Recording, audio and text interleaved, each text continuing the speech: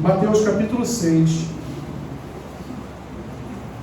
versículo 5 ao 8.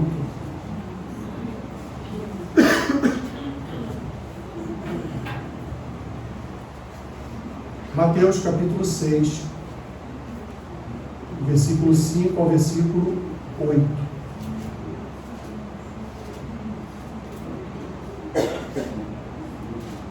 Palavras do Senhor Jesus no Sermão do Monte.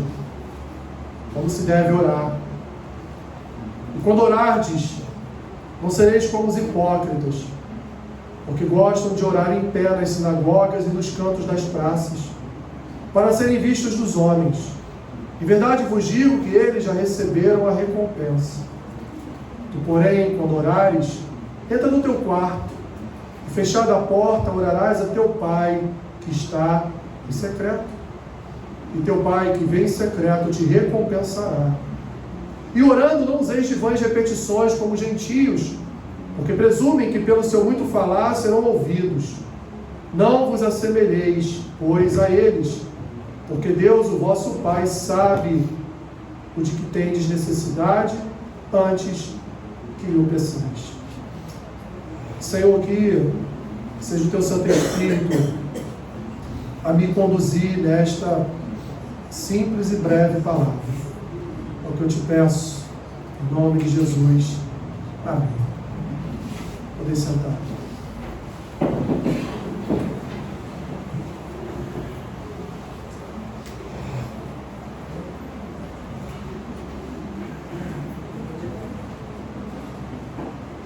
Queridos, existe um filme conhecido de todos certamente, chamado Quarto de Guerra, né? Em algumas versões é chamado inclusive de Quarto de Oração. Esse filme conta a história com algumas passagens desagradáveis, trágicas, mas o principal conteúdo do filme trata de um lugar, de um certo quartinho ali, pequenininho, onde uma senhora sempre lutava em oração por sua família e por outras pessoas. Um filme certamente inspirador, um filme que eu lembro que na época que foi lançado, foi um frenesi na igreja, né? Todo mundo falava, assista ao filme Quarto de Guerra, né? E passado todo esse frenesi do filme, voltamos às nossas vidas comuns e normais, não é verdade? Com os nossos poucos momentos de quartos de guerra, de oração. Nós vamos ver ao longo das Escrituras, várias e várias vezes, homens tendo encontros com Deus. Desde o início, é habitual Deus se relacionar e encontrar-se com o homem para instruí-lo, para ensiná-lo de acordo com seus decretos. Quando olhamos para o livro de Gênesis, nós vemos lá sempre na viração do dia, como diz o livro, nós vemos Deus buscando a presença de Adão, para ali falar algo com ele, para ali transmitir algo àquele homem. Não só isso, no decorrer das Escrituras, no avanço das Escrituras, nós vamos ver Deus se relacionando desta forma também, falando com Abraão. Vamos ver Deus falando com José através de sonhos. Vamos ver Deus falando com Moisés no meio daquela sarça que estava ali pegando fogo com fogo, mas não era consumida. Vamos ver Deus falando com Moisés no monte, transmitindo a ele a sua palavra, os seus decretos.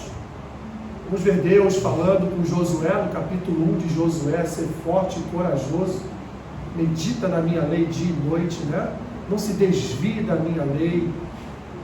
Vamos ver, meus irmãos, no tempo dos juízes, Deus falando com Gideão, Jefté, Sansão. Vamos ver Deus falando com Samuel. Vamos ver Deus falando com Davi, com Salomão. Ao longo, meus irmãos, de toda a Escritura, nós vamos ver Deus sempre buscando a presença do homem, num relacionamento no sentido de ensinar ao homem os seus decretos, fortalecer aqueles homens espiritualmente para as suas lutas diárias, para as suas guerras diárias, mas sempre vamos ver o Senhor se colocando à disposição do homem. Vamos ver sempre o Senhor dizendo: ó, estou aqui. Quando Isaías tem a visão do trono de Deus, e Deus diz: olha, eu preciso enviar alguém para falar a esse povo, que Isaías diz: eis-me aqui. Mas na verdade quem disse o primeiro eis-me aqui foi Deus, quando deu a Isaías a visão do seu trono. Isaías, está me vendo aqui? Eu estou aqui.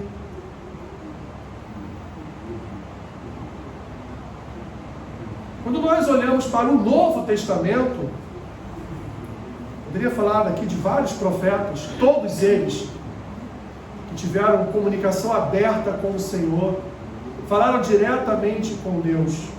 Mas olhando para o Novo Testamento, vamos ver, meus irmãos, isso de forma mais intensificada ainda no próprio Senhor, no próprio Deus encarnado, no próprio, como cantamos aqui hoje, no próprio Emanuel.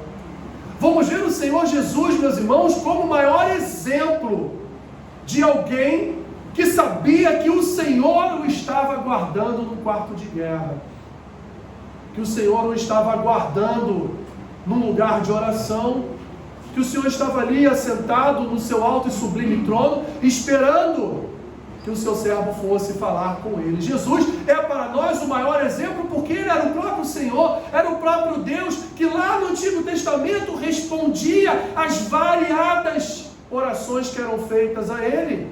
E não só isso, de forma teofânica, ou seja, na forma de anjo, várias vezes ele mesmo foi ter pessoalmente com cada um destes homens. Chegamos então no Novo Testamento e vemos o próprio Senhor, aquele que responde às orações, agora orando ao Pai, agora buscando a face do Pai, buscando o relacionamento com o Pai, buscando a presença do Pai. A todo momento, meus irmãos, Jesus buscava o silêncio da noite, a solidão da noite, a solicitude da noite, para estar a sós com o Pai. Deus nunca sentiu falta do seu Filho encarnado, porque o seu Filho encarnado estava sempre na sua presença. Mas uma pergunta que eu faço, meus irmãos, nesta manhã: será que Deus tem sentido a sua falta?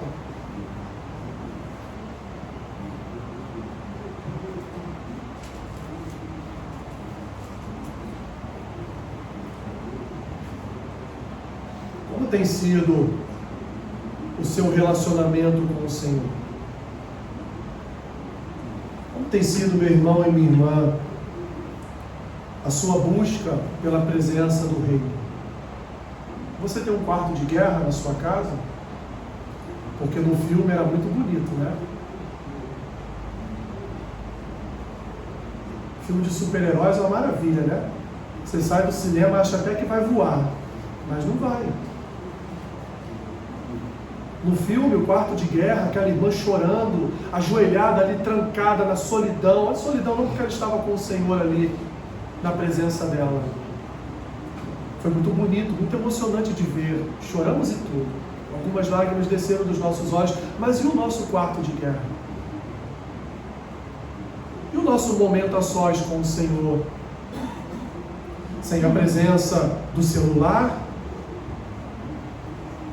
sem a presença de distrações, sem as preocupações desta vida, um momento a sós com o Senhor, porque o Senhor, meus irmãos, Ele nos orienta, como está aqui na sua palavra, a estarmos a sós com Ele. Temos a oração comunitária, temos a oração comunitária intercessória, temos aqui uns orando pelos outros, oramos um pelas famílias dos outros, nos reunimos na segunda, embora eu tenha sentido a sua falta nas segundas-feiras à noite, nos reunimos nas quartas-feiras de manhã, nos reunimos em oração, dobramos os nossos joelhos, às vezes damos as mãos, oramos uns pelos outros, mas a pergunta que eu faço a você, meu irmão e minha irmã, Deus tem sentido a sua falta? A sua oração é só comunitária? A sua intercessão é só comunitária? E na sua casa, no silêncio da noite, e lá no seu quarto, você a sós, você tem dobrado os seus joelhos e feito como o Senhor Jesus nos orienta a fazer, estar a sós com Deus, em secreto com o Senhor, que em secreto o Senhor nos responderá, como Ele mesmo diz? Ou, meus irmãos, temos levado a nossa vida como os fariseus e escribas levavam? Oramos nas praças, não é no nosso momento, não é a nossa cultura, mas oramos aqui na comunidade de fé. Aqui todo mundo vê que você ora. Embora alguns não aguentem muito tempo de joelhos, né? Logo levantam. Por problemas físicos ou não. Mas aqui temos a impressão de que todos estão em dia na chamada de Deus. Quando Deus fala lá, Alessandro, e faltou hoje a alma. Meus irmãos, vida com Deus é uma vida de relacionamento. É impossível andar com Deus sem se relacionar com Ele. É impossível andar com Deus sem falar com Ele. É impossível manifestar a graça de Deus sem receber de Deus a sua graça. É impossível transmitir vida com Deus sem ter uma vida com Deus. É impossível orar por alguém se nós não temos uma vida de oração com o Senhor. E o que tem faltado à igreja, meus irmãos, é oração. A igreja tem muito encontro. Tem igrejas que tem culto todo dia, 2, 3 cultos por dia. Tem muitas coisas a distrair, né? Tem até festas da Barbie agora, as igrejas aí, algumas. Tem tantas coisas. E essas tantas coisas lotam, enchem, chamam multidões, mas quando você marca um culto de oração, só os fiéis vêm. A verdade é essa, meus irmãos. A gente sabe que alguns irmãos não podem, por causa do horário, por causa do dia. Mas tem irmãos que podem, mas não vão. Sabe por quê? Porque orar é trabalhar. Porque orar dá trabalho. Porque orar desgasta. Porque orar é entrar no meio de uma guerra. Porque orar é estar na brecha por outros. Porque orar é disponibilizar a sua vida nas mãos daquele que pode fazer o que quiser com a sua vida. E muitas vezes você pensa, mas o que Deus vai fazer comigo? Eu estou com medo. Jesus disse para esses homens, meus irmãos, no seu sermão do monte, que eles deveriam nutrir um relacionamento com Deus, um relacionamento em secreto. Você não precisa, por exemplo, no final do culto, vir aqui à frente e falar assim, pastor, eu oro todo dia no meu quarto. Não, você não precisa. Isso é você com Deus, eu não tenho nada a ver com isso. Nada. A minha função é retransmitir aquilo que Cristo disse. E o que Cristo disse? Quer ter relacionamento com o Pai? Quer orar ao Senhor? Então, pare de ficar batendo cabeça nas praças públicas. Não acha que só a oração comunitária da igreja vai dar resultado. Você precisa, antes de mais nada, ter uma oração com o seu Pai em secreto. No seu quarto de guerra, no seu quintal de guerra, no banheirinho da sua casa de guerra, em qualquer lugar da sua casa onde você tem estabelecido um altar para você servir ao Senhor, e ali então todos os dias, pela manhã, pela tarde ou pela noite, você ter um encontro com Deus, porque Deus, meus irmãos, Ele marca encontros conosco. Repito, no Antigo Testamento Deus foi ao encontro dos seus filhos, Deus foi ao encontro do seu povo, Deus foi ao encontro da sua igreja, e no Novo Testamento nós aprendemos que Deus está nos aguardando para o encontro. que Deus está nos chamando através da sua palavra para o encontro diário. Como um crente consegue sobreviver espiritualmente se ele não tem um encontro diário com o Senhor?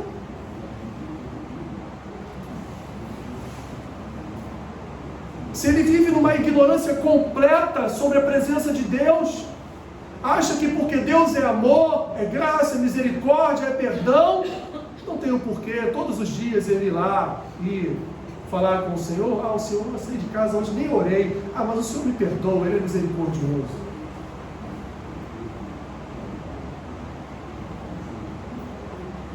Meus irmãos, isso é questão de vida ou morte. Isso é muito sério. Hoje eu estou falando de oração, não estou falando de leitura bíblica. Estou falando só da oração.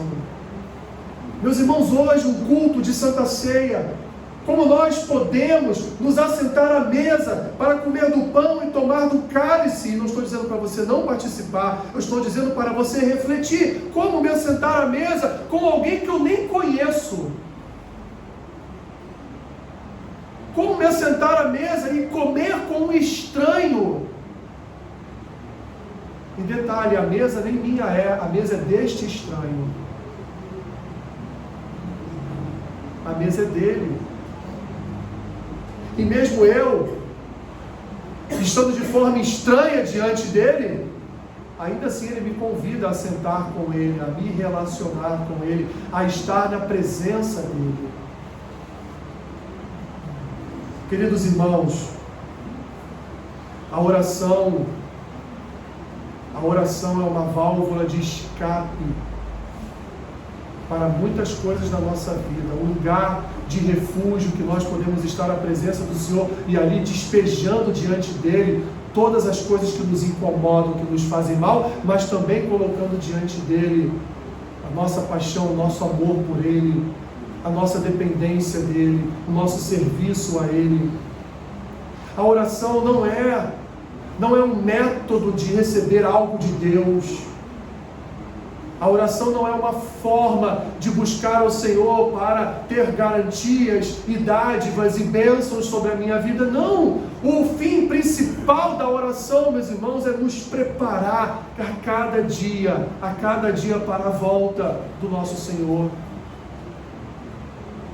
Porque esse dia vai chegar, porque esse dia está chegando, porque esse dia urge, está batendo a nossa porta. A oração nos prepara para este dia, mas a oração também nos prepara para o nosso dia a dia. Como eu falei aqui a respeito das decepções, a oração nos ajuda a levar a nossa vida sem transformarmos ela numa novela decepcionante, sempre nos decepcionando com outros, porque a oração nos fortalece, nos dá vigor espiritual, nos enche da graça do Senhor. Não há um só homem nas Escrituras, não há uma só mulher nas Escrituras que não tenha se derramado diante do Senhor. As Escrituras nos apresentam, de Gênesis a Apocalipse, um povo que ora. Ou se o povo todo não orava, havia um que se colocava na brecha por aquele povo e orava. Ou haviam 7.000 que não se dobraram a Baal e ajudavam Elias em oração. Ou havia toda a nação, como o próprio Senhor conclamou através de Samuel. Se o meu povo orar, me clamar, se arrepender, se converter dos seus maus caminhos, meus irmãos, não há como viver sem oração. Eu acho engraçado quando alguém diz assim: eu vou naquela irmã porque o ministério daquela irmã é um ministério de oração. Como assim, meu irmão, minha irmã? Nosso ministério é de oração. Não é da irmã, não é do irmão, não. O ministério de oração é de toda a igreja. Porque Jesus não está dizendo aqui: olha, os sacerdotes, quando forem orar, vão para o seu quarto em secreto. Não está dizendo isso. Ele está falando ali para os seus ouvintes, para a multidão de ouvintes no Sermão do Monte, ele está dizendo: quando você for orar, você não precisa mostrar aos outros que você é uma pessoa de oração, você precisa mostrar ao Pai que você depende dele.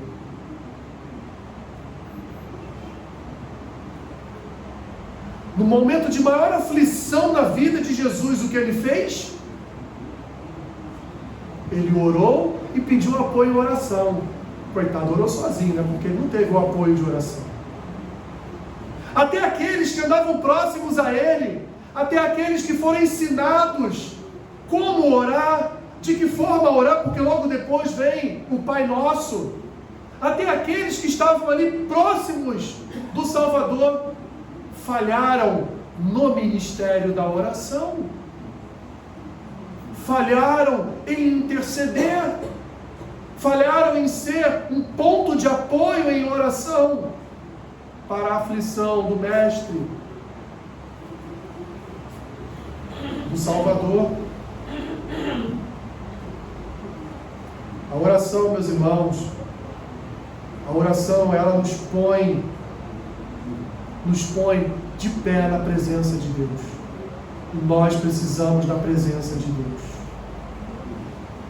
Como nós precisamos, meus irmãos, da presença de Deus. Mas a presença de Deus só será estabelecida em nossas vidas através da oração. É porque, meus irmãos, pensem comigo, como Deus é misericordioso, né? Como Deus é misericordioso. O cabeçudo sai de casa, nem fala com Deus, não lê nem o versículo da sorte lá na caixinha de sorte, vai para a rua, acontece N livramentos na vida do cabeçudo, ele volta para casa, às vezes é um dia que ele é abençoado, tem aumento, as coisas até melhoram para ele. Ele chega em casa, tem a cara de pau de sentar no sofá e falar: ai Deus, o Senhor é bom. A misericórdia do Senhor, meus irmãos, ela é infinita. Que Ele abençoa até aqueles que nem têm relacionamento com Ele. O padrão de Deus é muito alto. Deus está, meus irmãos, em outro patamar. Em outro. Inalcançável, certamente. Inalcançável, certamente. Mas que foi alcançado por aquele que cumpriu toda a palavra por nós. Foi alcançado por aquele que em João 17 faz uma oração por nós. E nós muitas vezes não conseguimos fazer sequer uma oração de agradecimento. Você já agradeceu Jesus pela oração que ele fez em João 17? Alguma vez na vida você pensou: Jesus orou por mim e hoje ainda continua intercedendo por mim? Já agradeceu ao Senhor Jesus pela oração que ele fez lá em João 17? Porque ele orou por sua igreja. Orou para que o mundo não fosse capaz de destruir o seu povo, de destruir a sua igreja. Meus irmãos, eu quero essa breve reflexão, eu quero concluir dizendo a vocês o seguinte: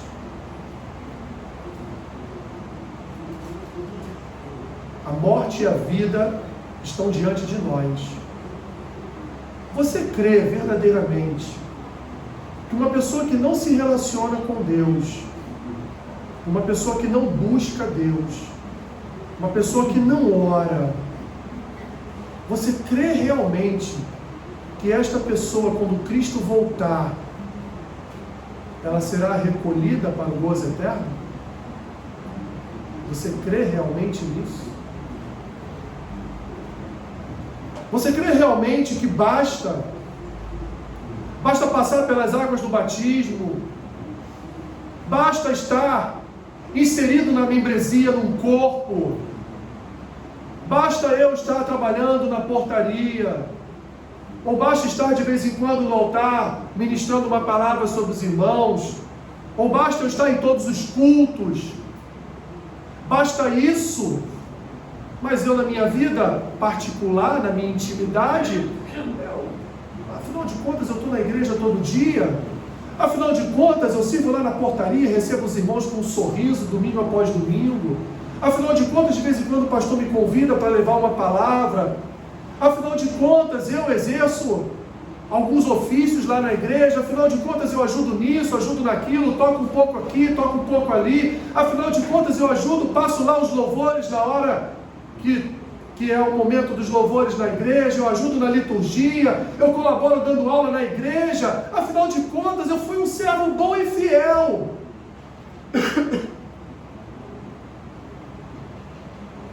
Mas nunca se relacionou com Deus.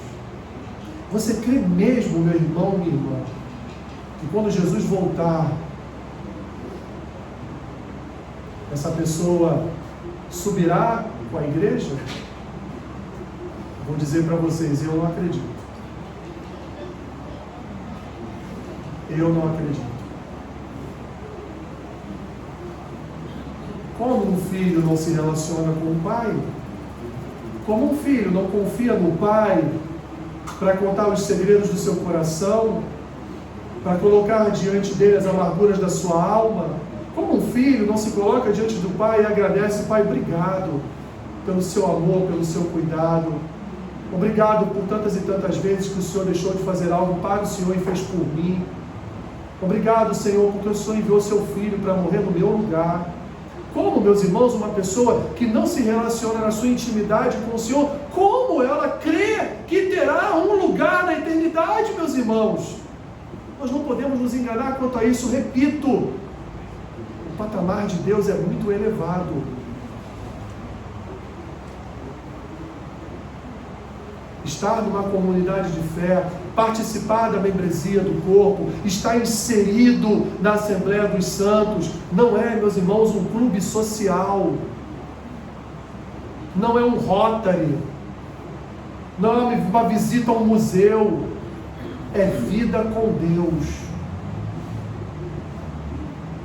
E cada um de nós precisamos ter uma vida com Deus, cada um de nós precisamos ter uma história com Deus, cada um de nós precisamos todos os dias de um quarto de guerra com Deus, todos nós precisamos de um relacionamento com Deus, todos nós precisamos buscar a face de Deus, todos nós precisamos nos derramar diante de Deus, todos nós precisamos estar, meu irmão e minha irmã, na presença do Senhor todos os dias.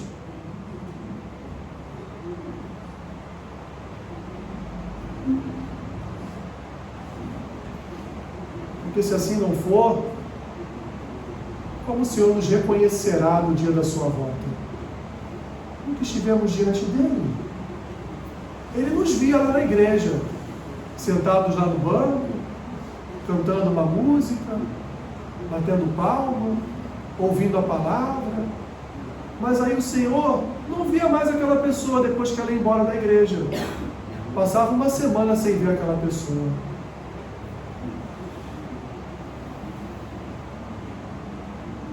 Meus irmãos, o Senhor sente a nossa falta. Da mesma forma que o pastor, quando alguém não vem no culto, ele olha e fala: está faltando fulano, está faltando ciclano, está faltando beltrano. Da mesma forma, o Senhor sente a nossa falta quando nós não oramos, quando nós não nos colocamos diante dele, quando nós não buscamos a sua face. O Senhor sente a nossa falta. Lembra de um ditado: quem não é visto, não é lembrado. É quem o Senhor não vê diante de si, buscando a sua face, buscando sua presença, buscando o relacionamento, também não será lembrado. Leve isso no seu coração, porque nós precisamos, meus irmãos. Sempre foi tempo de orar, mas quanto mais o fim dos tempos se aproxima, mais é tempo de orar. Mais é tempo de orar. Para que você não seja pego de surpresa, para que você venha suportar as aflições que estão por vir, para que você possa entender tudo que vai acontecer no futuro, próximo ou não, mas vai acontecer. Porque hoje, você sai de casa todo domingo de manhã, bonitinho, cheirosinho, penteadinho, com a Bíblia debaixo do braço, indo para a sua igreja, ficar no ar-condicionado, num banquinho confortável, na comunhão dos irmãos, mas amanhã você pode não ter mais isso. E aí? Se você só orava na igreja, como é que vai ser agora em casa? Como que você vai fazer? Porque agora você não pode mais sair na rua com aquele livro preto debaixo do braço, porque você pode ser preso. Porque agora você não pode mais ir naquela igreja, porque aquela igreja se negou a fazer algo que foi legalizado pelo Estado, mas aquela igreja não fez. Por quê? Porque aquela igreja não ia se dobrar a Roma. Ela se dobra às Escrituras. E o seu pastor foi preso, a sua igreja foi fechada e lacrada pela polícia. Como vai ser sua vida de comunhão agora, meu irmão, minha irmã? Precisamos, meus irmãos, orar. Precisamos, meus irmãos, andar em secreto com Deus, nos fechar num quarto a sós com Deus. Ah, mas eu oro, Alessandro, todo dia, fazemos um culto doméstico, oramos em família, meu irmão, minha irmã, ore a sós também. Ore com a sua família, mas que cada membro da sua família tenha o seu tempo de orar a sós com o Senhor, de estar na presença do Senhor, só você e Deus. Que em secreto o Pai te responderá a sua oração. Senhor, nós queremos nesta manhã manifestar o nosso inconformismo pessoal com a nossa vida de oração, nosso relacionamento com o Senhor. Sei, Senhor, que há entre nós irmãos e irmãs que oram todos os dias, que lutam diariamente em oração, que até mesmo têm seus lugares, seus quartos de guerra. Mas, Senhor, também temos irmãos que são distraídos, precisam ser avivados, precisam, Senhor, acordar para a realidade da vida espiritual. Pois não há vida espiritual sem oração, não há vida espiritual sem relacionamento com o Senhor. Ajuda-nos, ó Deus, ajuda-nos, nos exorta através do Teu Espírito, que possamos sair daqui nesta manhã incomodados, inconformados, já pensando, Senhor, em melhorar nosso relacionamento contigo.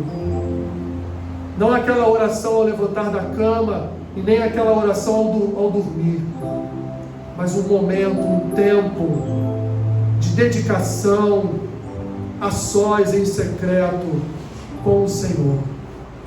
Todos nós precisamos disso. Nos ajude, Senhor, nos ajude a manifestarmos essa graça da Tua presença. Abençoe o Teu povo, Senhor. Que o Teu Espírito toque no coração da Tua igreja. Que o Teu Espírito toque na mente do Teu povo, tirando toda distração, toda preguiça, incomodando, ó Deus, para que o Senhor não venha mais a sentir a nossa falta diante de Ti. Em nome de Jesus. Amém.